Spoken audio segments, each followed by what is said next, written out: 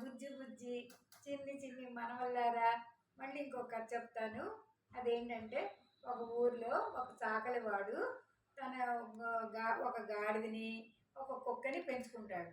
ఆ గాడిద మీద రోజు బరువులు వేసుకెళ్ళి ఊరంతా తిరిగి తిరిగి వస్తాడు. ఈ కుక్క కూడా ఈ యజమాని వెనకాలే తిరుగుతూ ఉంటుంది. ఇంటికి వచ్చిన తర్వాత ఈ యజమాని గాడిదకేమో ఆహారం ఎక్కువ పెడతాడు. ఆహారం అంటే అది తినడానికి తిండి, కుక్కకేమో తక్కువ పెడతాడు. ఈ కుక్క రోజు బాధపడుతుంది, దానికేమో ఎక్కువ పెట్టాడు, నాకేమో తక్కువ పెడుతున్నాడని బాధపడుతూ ఉంటుంది. ఇలా ఉంటుండి ఇలా రోజులు గడుస్తూ ఉన్నాయి. ఒక రోజున వాళ్ళ ఇంట్లోకి ఒక దొంగోడు వెళ్తాడు. అది దొంగోడు వెళ్తే గాడిద చూస్తుంది. గాడిద చూసి కుక్కతో అంటుంది, అమ్మో మన యజమాని ఇంట్లోకి దొంగోడు వచ్చి అన్నీ దోసుకుపోతున్నాడు, నువ్వు అరవే అని చెప్పి గాడిద కుక్కని అరవమంటుంది.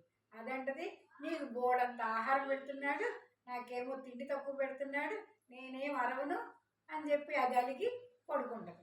ఈ గాడిద ఏం చేస్తుంది, అయ్యో మన యజమాని ఇంట్లో అన్నీ ఎత్తుకుపోతున్నాడని గబా గబా ఓ అరుస్తుంది. అరిసేసరికి ఈ యజమాని లేసేటప్పటికి ఈ దొంగోడు పారిపోతాడు. కానీ గాడిద అరవడం చూసి గాడిదని కొడతాడు. నా నిద్రంతా పాడైపోయింది, అందుకని ఆ గాడిదని కొట్టేసరికి అప్పుడు తెలుసుకొని దొంగోడు వెళ్ళిపోయాడా అని చెప్పేసేసి పాప అనవసరంగా దీన్ని కొట్టాను అని చెప్పి బాధపడతాడు. ఈ కుక్కేమో లేచి అప్పుడు యజమాని దగ్గరికి వచ్చి ఎందుకు నువ్వు అరవలేదని అడిగేసరికి దానికేమో నువ్వు బాగా ఆహారం పెడుతున్నావు, నాకేం పెట్టలేదు, అందుకని నేను అరవలేదు అని చెప్పి చెప్పుద్ది కుక్క.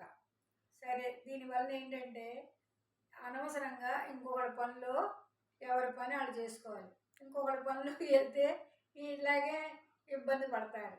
అది తెలుసుకోవాలి. బాయ్ పిల్లలు, బాయ్ పిల్లలు.